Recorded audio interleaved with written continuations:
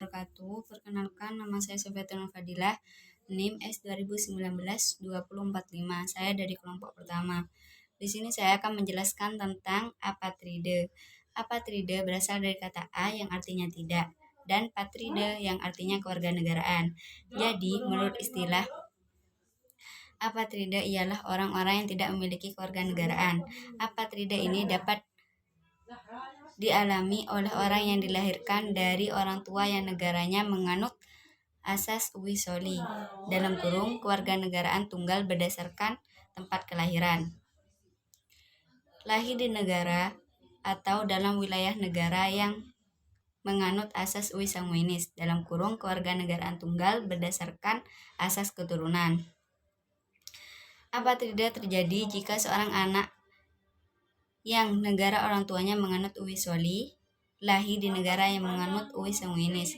Untuk mencegah apatride, Undang-Undang Nomor 62 Tahun 1958 Pasal 10 huruf F menyatakan bahwa anak yang lahir di wilayah Indonesia selama orang tuanya tidak ketahui adalah warga negara Indonesia. Misalnya ialah seorang keturunan bangsa A (uwi soli) lahir di negara B (uwi sanguinis), maka orang tersebut bukan warga negara A maupun warga negara B. Sekian penjelasan dari saya. Wassalamualaikum warahmatullahi wabarakatuh. Nama saya Muhammad Rizky, NIM S 2019-2041. Di sini saya akan menjelaskan tentang bipatrid. Yang pertama, saya di sini menggunakan pendekatan secara histori. Bipatrid berasal dari kata bi yang artinya dua dan patrid artinya kewarganegaraan. Jadi bipatrid ialah orang-orang yang mempunyai kewarganegaraan lengkap atau ganda.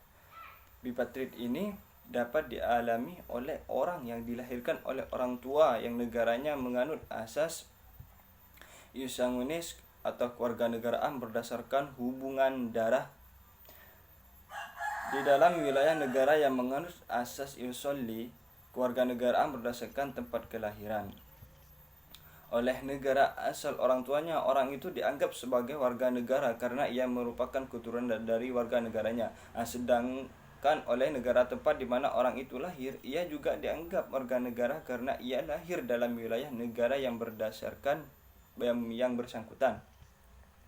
Jadi orang ini berkewarganegaraan lengkap, yaitu kewarganegaraan negara asal orang tuanya dan juga kewarganegaraan negara tempat ia dilahirkan.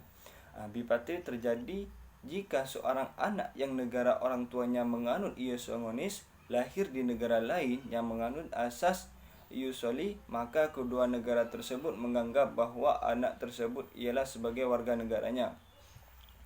Setelah usia 18 tahun atau telah menikah, apabila punya lebih dari satu kewarganegaraan bipatrid, maka harus memilih salah satu.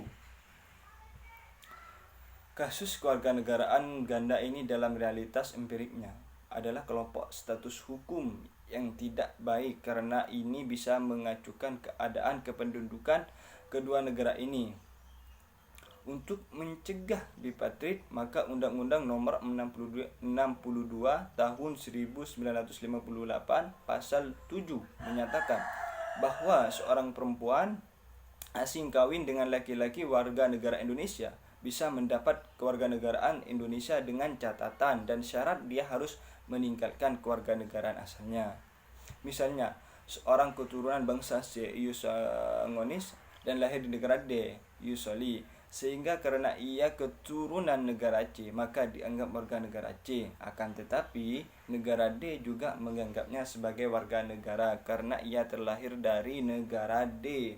Baik, sekian dari saya. Assalamualaikum warahmatullahi wabarakatuh.